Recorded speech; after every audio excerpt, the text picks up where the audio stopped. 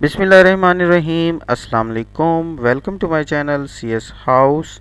तो आज हम पढ़ने जा रहे हैं सेकंड ईयर का लेक्चर नंबर 24 जो कि है प्रॉब्लम्स इन रिलेशन के हमारे रिलेशन में कौन कौन सी प्रॉब्लम्स हो सकती हैं बिफोर नॉर्मलाइजेशन से पहले, ठीक है।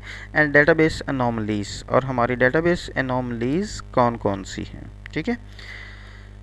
ये हमारे जो है सारे शॉर्ट क्वेश्चंस हैं। हमारी प्रॉब्लम्स कौन कौन सी हो सकती हैं जी। प्रॉब्लम में exist in relation before normalization, synonym, homonym, redundancy and mutual exclusiveness of data. सबसे पहले हम बात करते हैं जी synonym.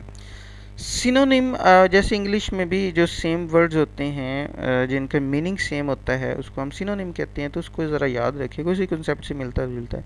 A synonym is a problem when two different names are used for the same attribute in relation, कि हम एक ही चीज़ के दो नाम यूज़ कर रहे हैं। तो इंग्लिश में भी यही रूल होता है कि चीज़ सेम होती है, मीनिंग उसका सेम होता है, लेकिन वर्ड हम क्या कर रहे होते हैं, दो डिफरेंट यूज़ कर रहे होते हैं।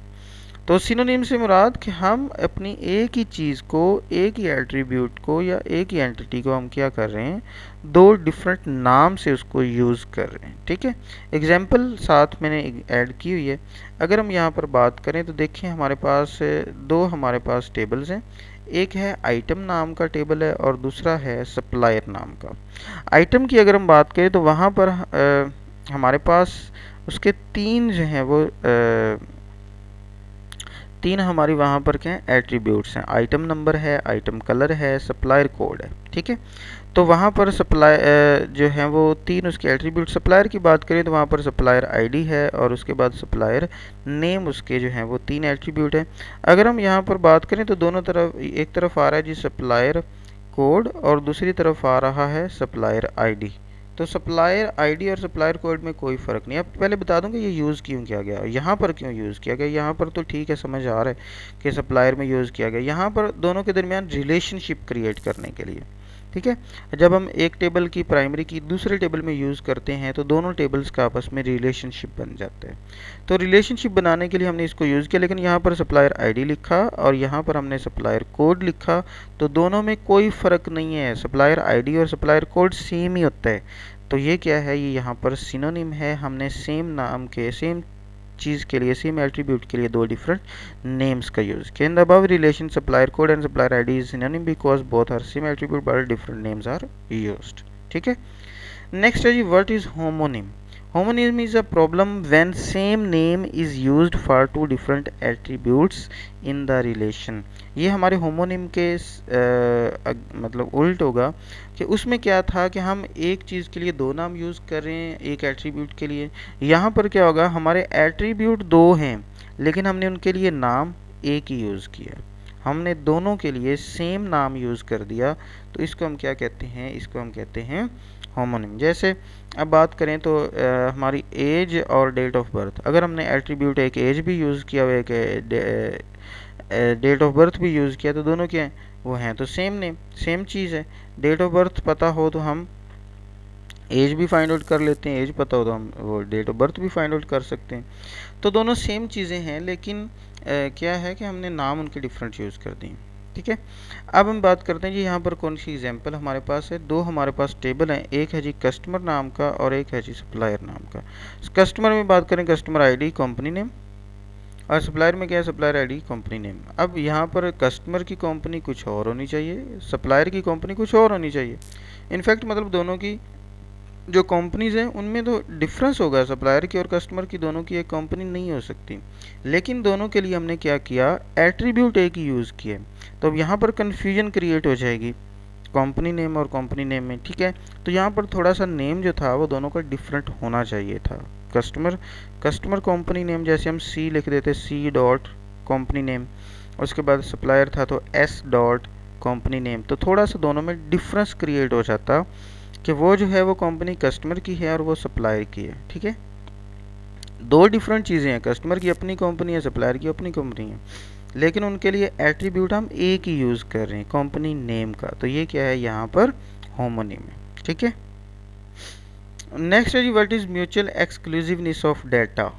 म्यूचुअल एक्सक्लूसिवनेस ऑफ डाटा से क्या मुराद है कि जब हमारे पास ऐसे ऑप्शन होते हैं कि हमें ये कोई क्वेश्चन दिया जाता है और उसके में कहा जाता है कि आपने आंसर सिर्फ येस या नो में दे, ठीक है। तो येस या नो, सपोज करें कि आपको क्वेश्चन फॉर्म फिल किया, उसमें लिखा हुआ था कि you are married or single, ठीक है, मतलब मैरिटल स्टेटस आपका क्वेश्चन है। आगे ऑप्शन आ रहा है सिंगल एंड मैरिड, तो आप दोनों को एक ही वक्त में पुट नहीं कर सकते, मतलब दोनों को टिक नहीं कर सकते, ना तो मैरिड को ना सिंगल को, दोनों को मतलब नहीं पुट कर सकेंगे। दोनों में से एक को टिक किया जा सकता है, या सिंगल को या मैरिड को। तो इस तरह की जो होता है ना, उसको हम कहते हैं म्यूचुअल एक्सक्लूसिवनेस ऑफ डाटा।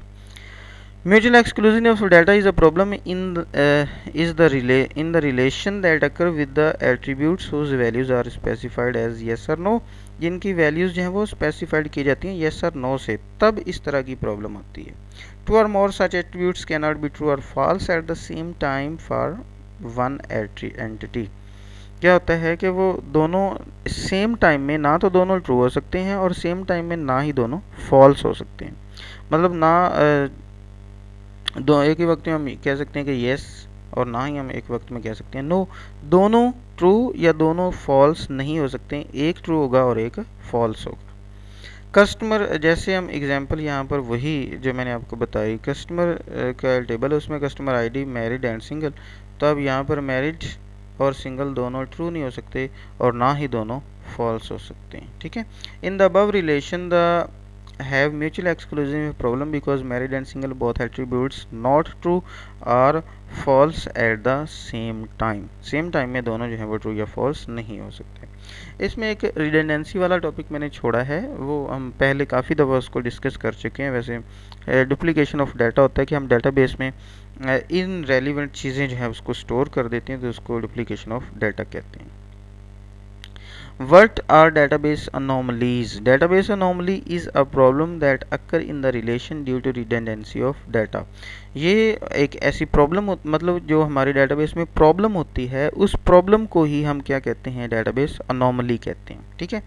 और इसकी वजह क्या होती है जी, डाटा की redundancy of data. These anomalies affect the process of inserting, deleting and modifying. ये इन प्रोसेस को जब हम डाटा इंसर्ट कर रहे होते हैं तो उसको डिस्टर्ब करता है, डिलीटिंग के प्रोसेस को डिस्टर्ब करेगा और मॉडिफाइंग के प्रोसेस को डिस्टर्ब करेगा, ठीक है। टाइप्स ऑफ अनोमलीज, ये हमारे पास तीन है, insertion anomaly, deletion anomaly, modification anomaly. Insertion anomaly उस वक्त होती है जब हम डाटा इंसर्ट कर रहे होते हैं, डिलीशन अनोमली उस वक्त होती है जब हम डाटा डिलीट कर रहे होते हैं, और मॉडिफिकेशन अनोमली उस वक्त होती है जब हम डाटा को मॉडिफाई कर रहे होते हैं, ठीक है। तो ये था हमारा आज का लेक्चर। स्टे ब्लेस्ड, अल्लाह हाफिज़।